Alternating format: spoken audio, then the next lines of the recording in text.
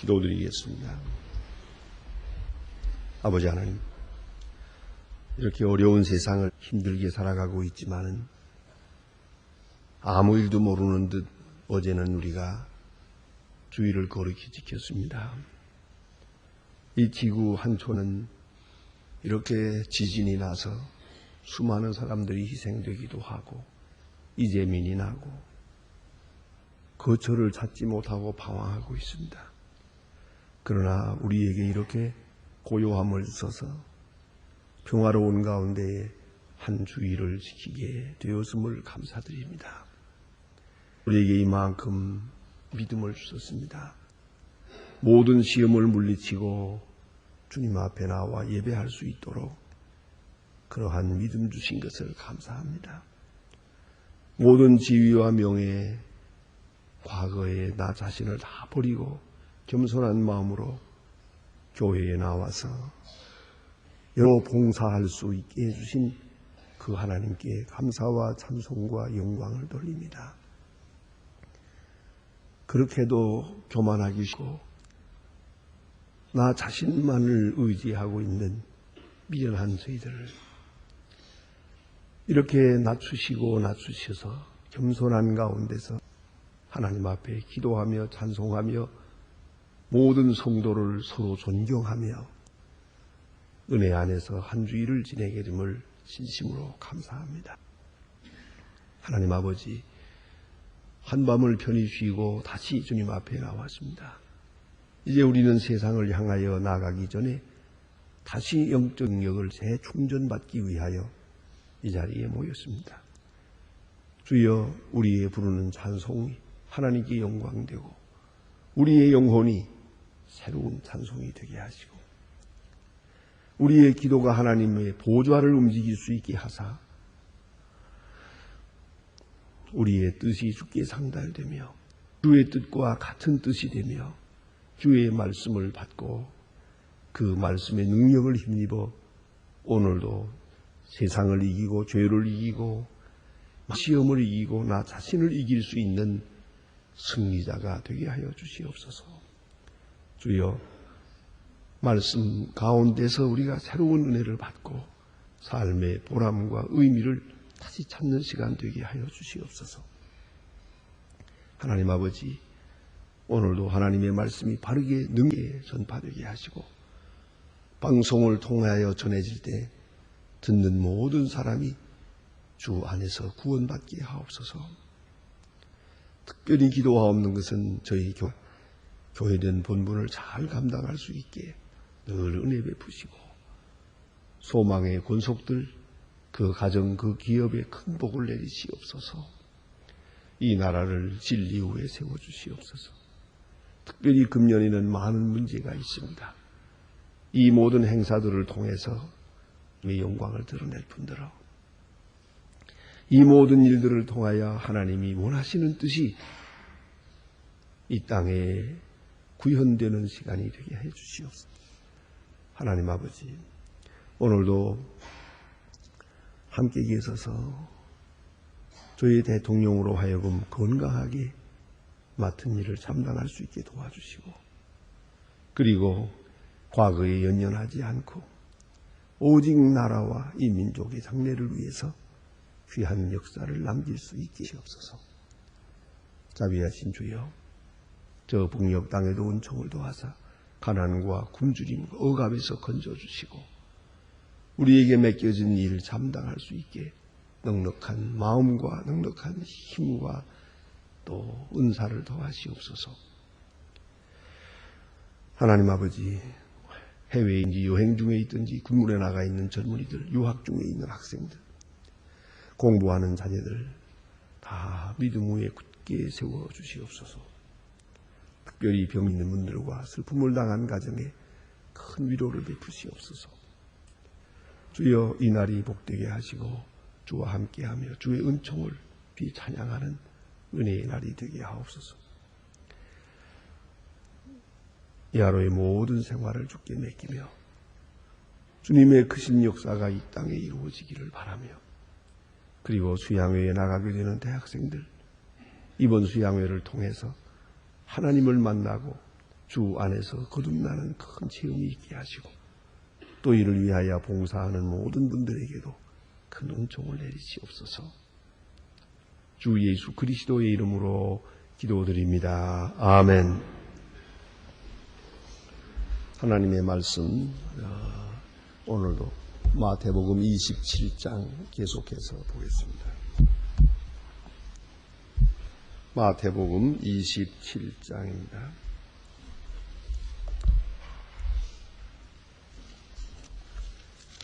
마태복음 27장 오늘은 27절로부터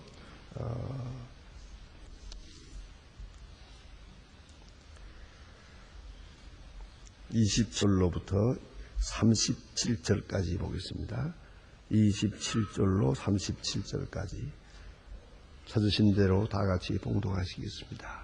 이에 총독 명들이 예수를 데리고 관정 안으로 들어가서 온 군대에게 그에게 모으고 그에게 옷을 벗기고 홍포를 입히고 가시 면류관을 엮어 그 머리에 씌우고 갈대를 그 오른에 들고 그 앞에 무릎을 꿇고 희롱하여 가 유대인의 왕이여 평안할지어다 하며 그에게 침을 뱉고 갈대를 빼사 그 머리에 치라.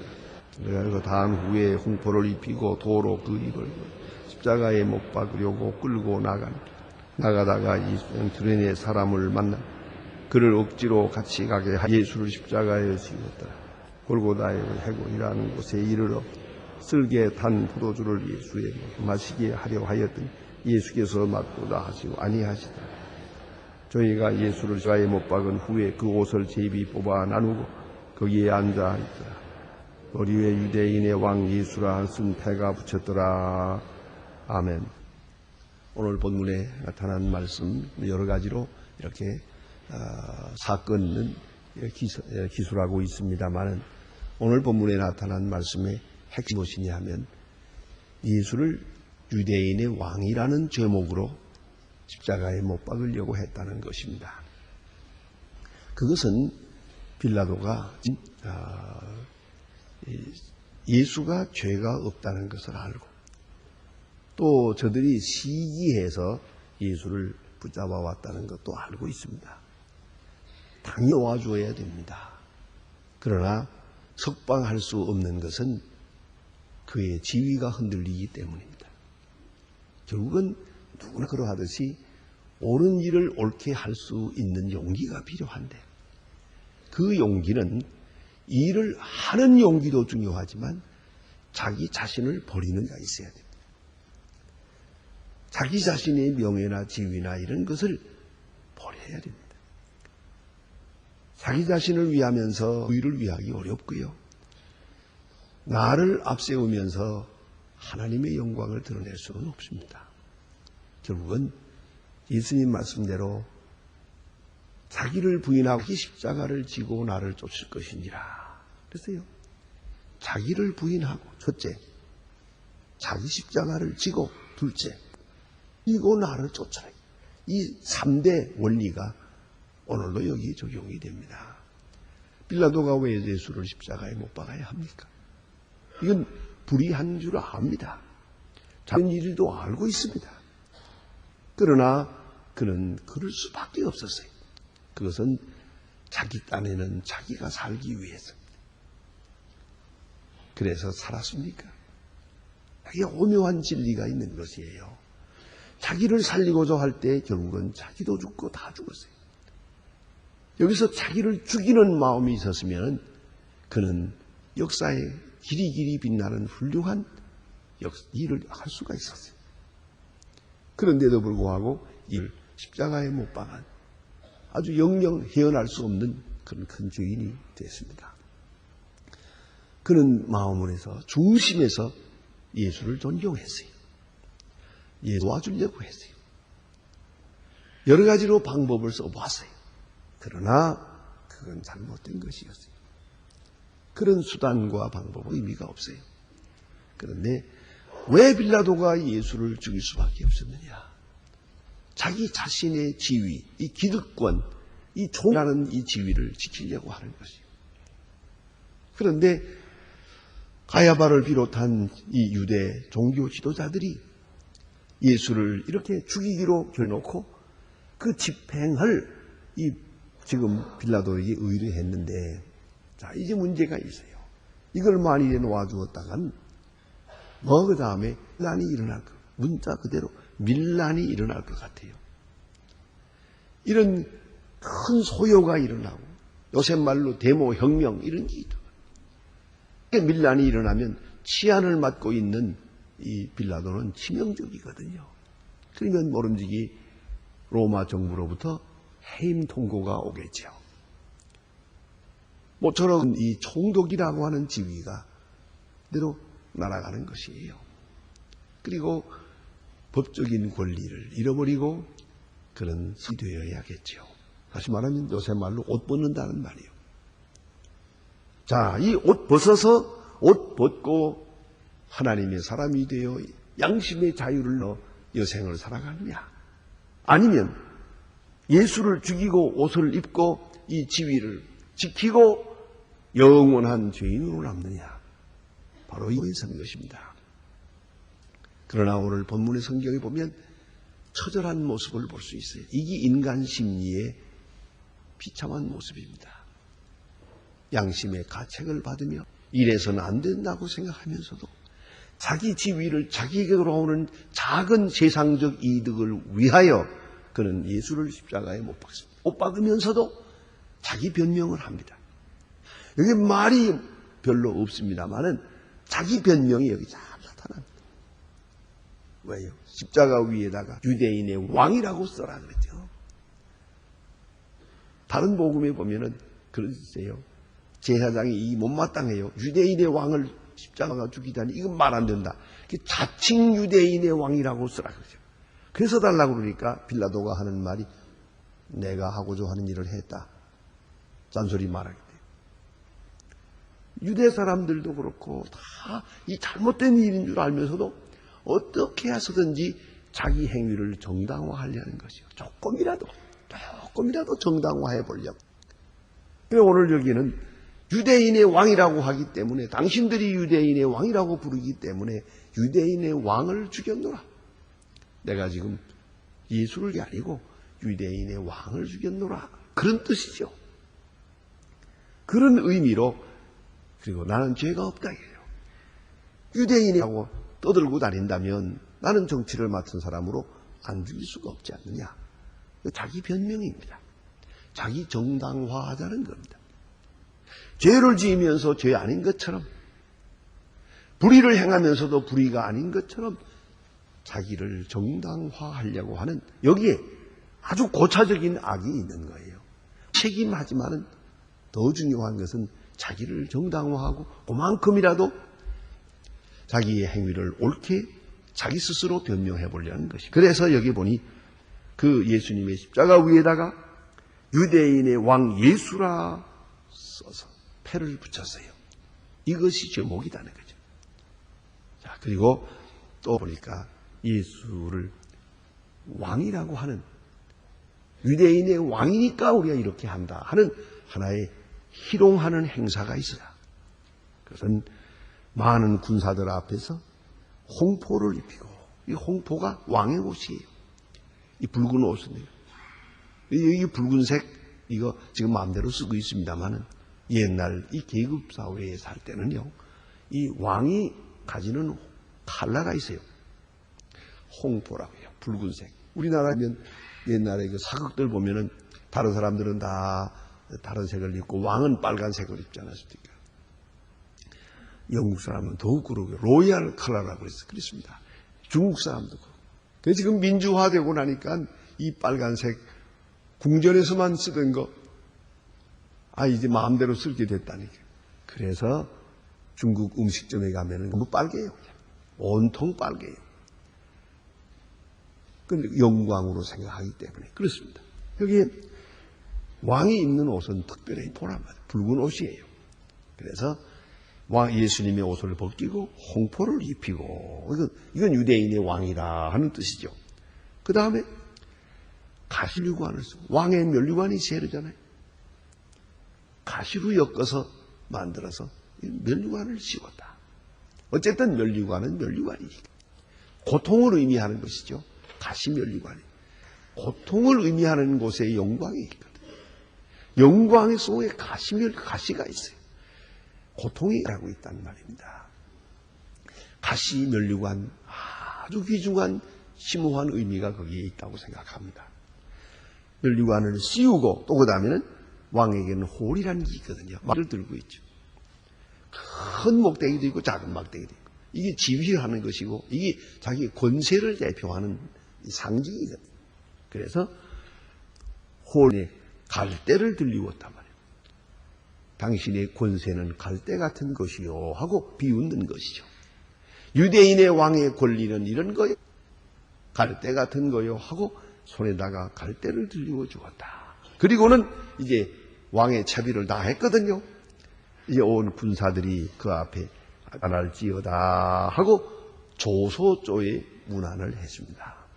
이 모든 행사는 예수님에게 부끄러움을 더하는 것이고 유대의 왕을 조소하는 것이로되 특별히 중요한 것은 이분이 유대인의 왕이다. 유대인의 왕이기 때문에 내가 죽이는 것이다 라고 하는 것을 이런 모든 행사를 통해서 강조하고 있습니다. 그 다음에는 옷을 벗기고 침을 뱉고 비웃습니다. 희롱하는 순서가 다 한 후에 그를 십자가에 오려고 끌고 갔다. 예수께서 골고다 언덕을 향해 가는 길에 말입니다. 오늘 여기 본문에 보는 바와 같이 시몬이 나타납니다. 이 구레네 시몬이라는 사람이 억지로 십자가를 졌는데 왜 지게 됐는지는 아무도 모릅니다. 나는 이 예수님 십자가, 그건 이 가시다가 너무 피곤하고 또 지친 몸이었기 때문에 여러 번 쓰러진 거예요. 가다 쓰러지고 이게 로마의 교회에서는 7번 쓰러졌다. 근데 어쨌든 여러 번 쓰러지고 하니까 이 구레네 시몬이 그걸 보다 못해서 아마 뭐라고 한마디 한 것 같아요. 그 로마 사람들이 무자비하게 그냥 자꾸 내려치니까, 아니 그거 왜 그 보자하니 착한 사람인데 왜 그걸 이렇게 죽이며 또 매로 때리느냐고 아마 좀 동정화를 했던 것 같아요. 그러니까 네가 동정하려거든 네가 줘라. 이거 말 한마디 했다가 그대로 전설에 의하면 그렇습니다. 예수님의 십자가를 지고 가는 예수님, 쓰러지는 예수님, 그리고 매질하는 예수님, 그거 보면서 로마 군인들을 보면서 동정하는 말 한마디다가 그만 억지로 십자가를 지고 가게 됩니다. 내가 유감스러운 것은 적어도 나는 이 예수 십자가를 진 이 사람은 말이에요. 시몬이 아니라 이건 베드로 시몬이 돼야지요. 베드로가 이걸 져야 되는 거예요. 근데 어디로 도망가고 또 한 사람이 있어요. 꼭 져야 될 사람, 제 마음에는. 그게 누군가 하니 죽었다가 나흘 만에 살아난 나사로예요. 신세를 그만큼 졌으면 좀 갚을 줄 알아야지. 집이 멀지도 않는데 그 나사로는 어디 갔냐 이거예요. 나는 거기다 이렇게 비교해보면 너무 유감스러워요. 저 사람 괜히 살려놓은 것 같아요. 그런 큰 신세를 지고 그래 이 자리에 와서 할 말이 없어요. 예수는 그런 분이 아닙니다 라고 예수를 위하여 변명해야 되는 거 아닙니까? 그래 그 변명 때문에 그럼 내가 그럼 십자가를 져라 해서 대신 졌다고 하면 이게 의리를 아는 사람이고 얼마나 그 참 아름답게 보이겠는데 이도저도. 그리고는 구레네 시몬이 말 한마디 동정하는 말을 했다가 억지로 십자가를 지게 됩니다. 자, 이제 문제가 있습니다. 이렇게 억지로 십자가 졌는데도 불구하고 이 질 때는 모르고 졌어요. 진 다음에는 의미를 알았어요. 예수를 믿고 난 다음에는 그런 한평생을 만져보았답니다. 어떻게 내가 예수의 십자가를 졌단 말인가. 너무 감격해서 너무나도 고마워서 성경에 있는 내용들을 전설과 함께 이렇게 모아보면 로마서 16장, 마가복음 15장에 있는 말들을 연결해보면 알렉산더와 루포라고 하는 아들이 있습니다. 이 두 아들이, 시몬의 아들이 다 선교사가 됩니다. 시몬은 일찍 세상을 떠난 것 같고 그 어머니와 함께 하는데 로마서에 볼 것 같으면 루포의 어머니 곧 내 어머니라고 사도 바울이 말합니다. 믿음의 어머니를 말하는 것입니다. 어떻게 어떤 장면에서 신세를 졌는지 은혜를 입어 모르겠습니다만은 분명코 사도 바울은 루포의 어머니를 자기 어머니라고 부릅니다. 믿음의 어머니요, 기도머니요, 사랑의 어머니였던 것 같습니다. 그 루포가 바로 시몬의 아들입니다. 이렇게 본 때에 이 시몬 억지로 십자가를 졌지만 그도 믿음의 사람, 그 아들 둘은 선교사가 되고 그 부인은 사도 바울을 결정적인 시간에 그의 믿음을 도와준 믿음의 어머니가 됩니다. 이 얼마나 놀라운 얘기입니까?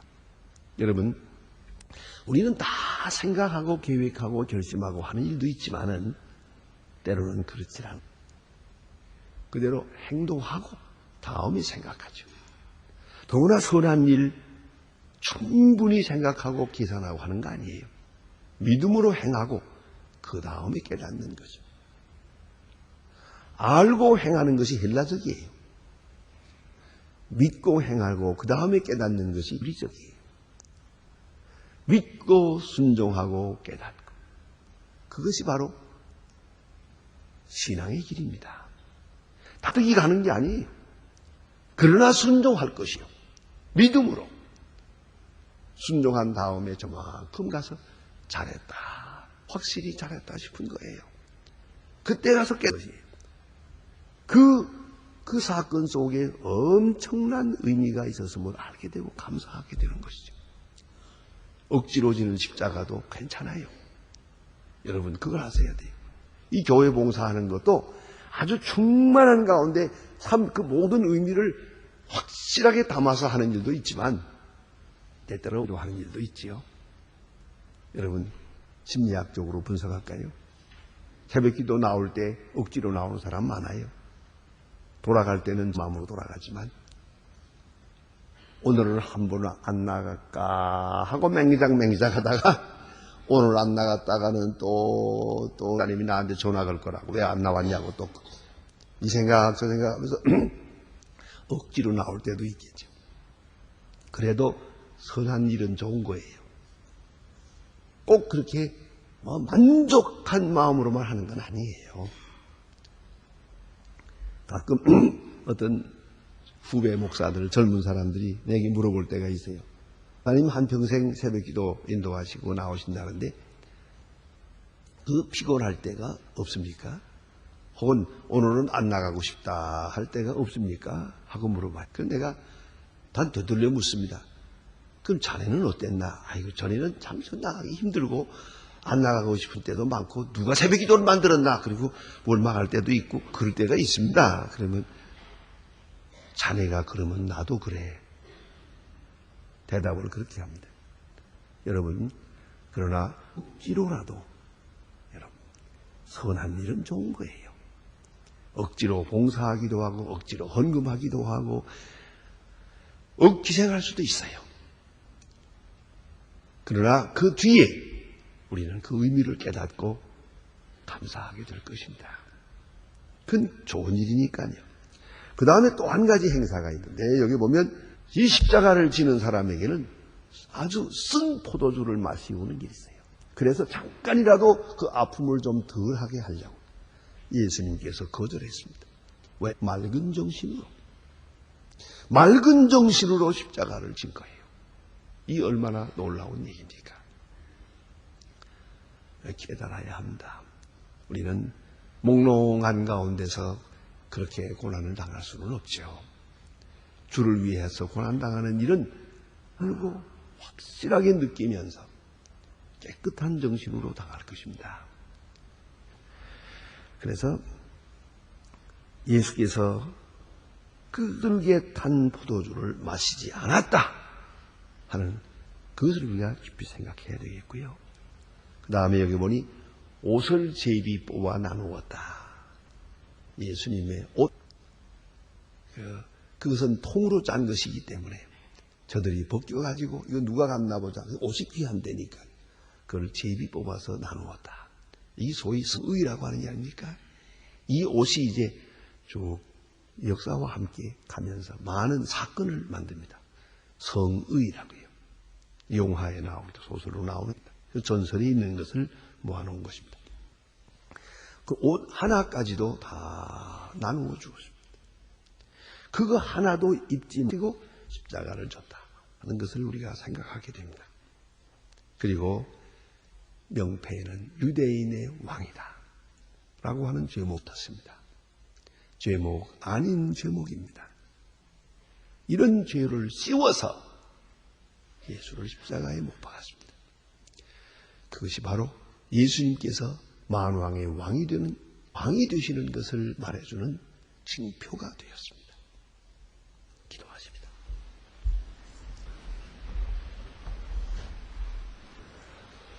하늘에 계신 우리 아버지시여, 이름이 거룩히 여김을 받으시오며 나라의 마옵시며 뜻이 하늘에서 이룬 것 같이 땅에서도 이루어지. 오늘날 우리에게 일용할 주옵시고 우리가 우리에게 죄 지은 자를 사하여 준 것 같이 우리 죄를 사하여 주옵시고 우리를 시험에 들게 하지 마옵시고 다만 악에서 구하옵소서. 내 나라와 권세와 영광이 아버지께 영원히 있사옵나이다. 아멘.